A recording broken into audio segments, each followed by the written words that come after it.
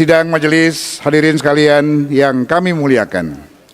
Seluruh fraksi kelompok DPD telah menyepakati materi rancangan peraturan MPR tentang tata tertib dan rancangan keputusan MPR tentang rekomendasi MPR periode 2019-2024 dengan suatu penekanan menugaskan kembali Badan Pengkajian MPR untuk melakukan sinkronisasi dan harmonisasi atas rancangan tata tertib dan rekomendasi yang telah kita sepakati.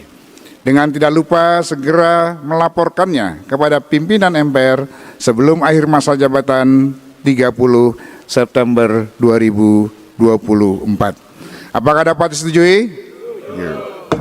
Terima kasih. Untuk itu izinkan saya membacakan rantap rantusnya untuk mendapatkan persetujuan saudara-saudara sekalian untuk menjadi keputusan MPR Republik Indonesia.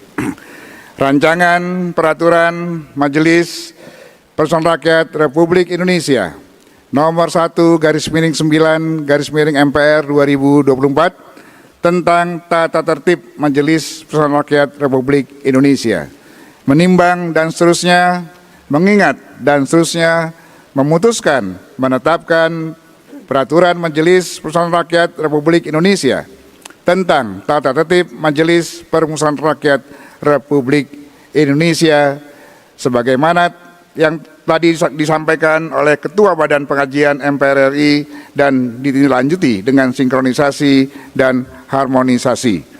Apakah dapat disetujui untuk menjadi keputusan MPR Republik Indonesia? Baik, terima kasih. Tepuk tangan, boleh.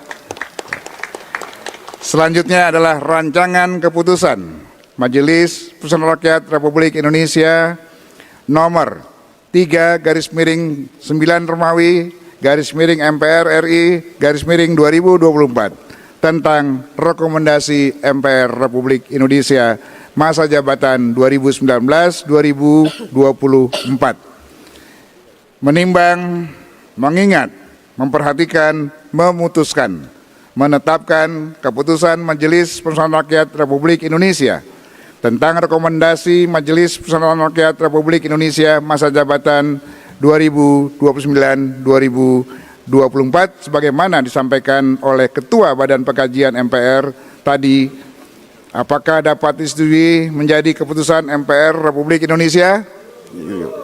Alhamdulillah. Sidang majelis, hadirin sekalian yang kami muliakan.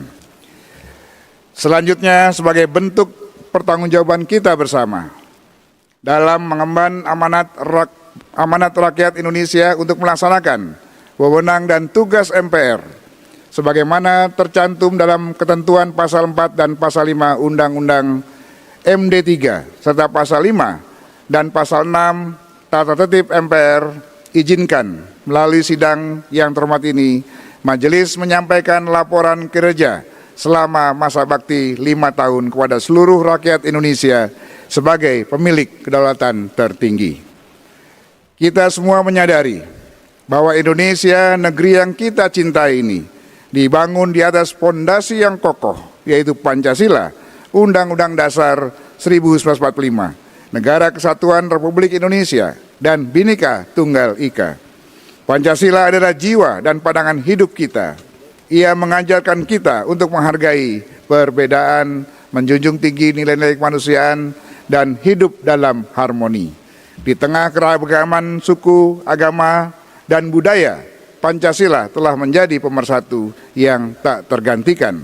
Marilah kita terus menghidupkan nilai-nilai Pancasila dalam setiap tindakan dan keputusan kita. Undang-Undang Dasar Negara Republik Indonesia 1945 adalah konstitusi yang menjadi pedoman kita dalam berbangsa dan bernegara. Dalam setiap perubahan dan tantangan yang kita hadapi, kita harus merujuk kembali kepada prinsip-prinsip yang tertuang di dalamnya dengan memahami dan menghormati Undang-Undang Dasar 1945 dan kita menjaga martabat dan kedaulatan bangsa. NKRI atau Negara Kesatuan Republik Indonesia adalah rumah bagi kita semua. Dalam bingkai NKRI, kita menemukan kekuatan dalam keberagaman. Kita adalah satu bangsa yang memiliki tanggung jawab untuk saling mendukung dan menjaga keutuhan. Mari kita jaga persatuan ini dengan semangat gotong royong, saling menghargai dan memahami satu sama lain. Sekali lagi, saling memahami satu sama lain. Bhinneka Tunggal Ika adalah semboyan yang mencerminkan semangat persatuan di tengah perbedaan. Kita harus ingat bahwa keberagaman adalah kekuatan, bukan penghalang. Mari kita perkuat silaturahmi dan dialog antar budaya agar ikatan soliditas kebangsaan kita semakin erat. Untuk itu, silaturahmi kebangsaan terus digaungkan oleh pimpinan MPR dalam rangka merajut kembali keindonesiaan kita. Pimpinan MPR telah berdialog langsung dengan tokoh-tokoh bangsa, di antaranya para presiden dan wakil presiden yang pernah menjabat pada setiap masa baktinya, para pimpinan partai politik, para tokoh agama, serta berbagai entitas dan elemen kebangsaan lainnya untuk mendiskusikan lebih lanjut titik solutif bagi kehidupan ketatanegaraan Indonesia ke depan. Pokok-pokok pikiran dari para tokoh bangsa tersebut kami susun sebagai dokumen kearifan bangsa untuk kami teruskan kepada pemerintahan yang baru sebagai bahan masukan. MPR masa jabatan 2019-2024 juga berinisiatif untuk secara aktif menjadi salah satu aktor diplomasi guna mewujudkan salah satu cita-cita kebangsaan kita, yaitu ikut melaksanakan ketertiban dunia berdasarkan kemerdekaan, perdamaian abadi, dan keadilan sosial melalui Forum Internasional Majelis Syuro atau MPR Sedunia yang disanakan di Bandung pada 24 hingga 26 September 2022 yang lalu. Forum internasional tersebut dihadiri oleh 14 perwakilan MPR atau Majelis Syuro dari negara-negara anggota Organisasi Konferensi Islam atau OKI dan 2 organisasi internasional untuk menggalang kekuatan lintas parlemen guna menciptakan kerjasama yang lebih erat dalam aspek sosial, politik, dan ekonomi. Sidang majelis hadirin sekalian yang kami muliakan, dengan semangat persatuan dan kesatuan, serta bersandar pada kehidupan berbangsa dan bernegara yang bersumber dari ajaran agama dan nilai-nilai luhur budaya bangsa yang tercermin dalam Pancasila sebagai acuan dasar dalam berpikir, bersikap, bertindak, laku dalam kehidupan berbangsa dan bernegara. Pimpinan MPR juga telah menjawab beberapa surat penting.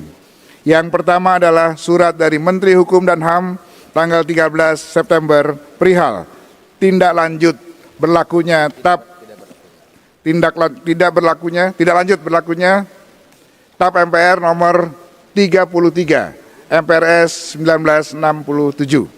Berdasarkan kesepakatan pada rapat pimpinan MPR tanggal 23 Agustus 2024, pimpinan MPR telah menegaskan bahwa sesuai pasal 6 TAP nomor 1 MPR _2003 tentang peninjauan materi dan status hukum seluruh TAP MPRS dan TAP MPR mulai tahun 1960 hingga 2002. TAP MPRS nomor 33 MPRS 1967 telah dinyatakan tidak berlaku lagi dan tuduhan terhadap Bung Karno telah digugurkan demi hukum oleh keputusan Presiden nomor 83/TK 2012 tentang gelar pahlawan nasional kepada Bung Karno. Hal itu sesuai dengan ketentuan pasal 25 huruf E Undang-Undang nomor 20 tahun 2009 tentang gelar, tanda jasa, dan tanda kehormatan. Kemudian yang kedua adalah surat dari fraksi Partai Golkar tanggal 18 September 2024 perihal kedudukan pasal 4 TAP MPR nomor 11/MPR 1998. Berdasarkan putusan rapat gabungan pimpinan MPR dengan pimpinan fraksi dan kelompok DPD tanggal 23 September yang lalu, pimpinan MPR sepakat untuk menjawab surat tersebut sesuai dengan etika dan peraturan perundang-undangan yang berlaku, di mana status hukum TAP MPR nomor 11/1998 tersebut dinyatakan masih berlaku oleh TAP MPR nomor 1/R 2003. Namun terkait dengan penyebutan nama mantan Presiden Soeharto dalam TAP MPR nomor 11/MPR 1998 tersebut secara diri pribadi, sekali lagi, secara diri pribadi Bapak Soeharto dinyatakan telah selesai dilaksanakan karena yang bersangkutan telah meninggal dunia. Kemudian surat dari fraksi Partai Kebangkitan Bangsa perihal kedudukan ketetapan MPR nomor 2/MPR 2001 tentang pertanggungjawaban Presiden Kiai Haji Abdurrahman Wahid. Berdasarkan kesepakatan rapat gabungan MPR dengan pimpinan fraksi kelompok DPD pada tanggal 23 September yang lalu, pimpinan MPR menegaskan ketetapan MPR nomor 2/MPR 2001 tentang pertanggungjawaban Presiden Republik Indonesia Kiai Haji Abdurrahman Wahid saat ini kedudukan hukumnya tidak berlaku lagi. Sebagaimana dinyatakan oleh ketetapan MPR nomor 1/MPR 2003 tentang peninjauan terhadap materi dan status hukum ketetapan MPRS dan MPR RI tahun 1960 sampai dengan tahun 2002.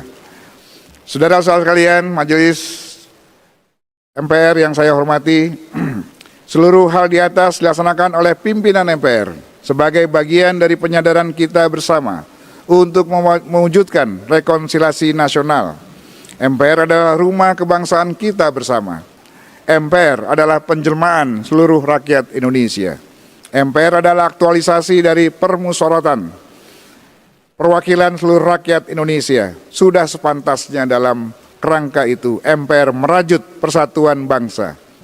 Layaknya benang yang mengikat kain berbagai warna, MPR menganyam harapan dan cita-cita bangsa dalam satu harmoni. Selaras dengan pemikiran tersebut, dalam semangat persatuan dan kesatuan, serta bersandar pada kehidupan berbangsa dan bernegara yang bersumber dari ajaran agama dan nilai-nilai luhur budaya bangsa yang tercermin dalam Pancasila sebagai acuan dasar dalam berpikir, bersikap, dan bertingkah laku dalam kehidupan berbangsa, pimpinan MPR juga mendorong agar jasa dan pengabdian dari para mantan presiden seperti Presiden Soekarno, mantan Presiden Soeharto, dan mantan Presiden Abdurrahman Wahid dapat diberikan penghargaan yang layak sesuai dengan peraturan perundang-undangan. Kedepan tantangan kebangsaan yang kita hadapi akan semakin berat.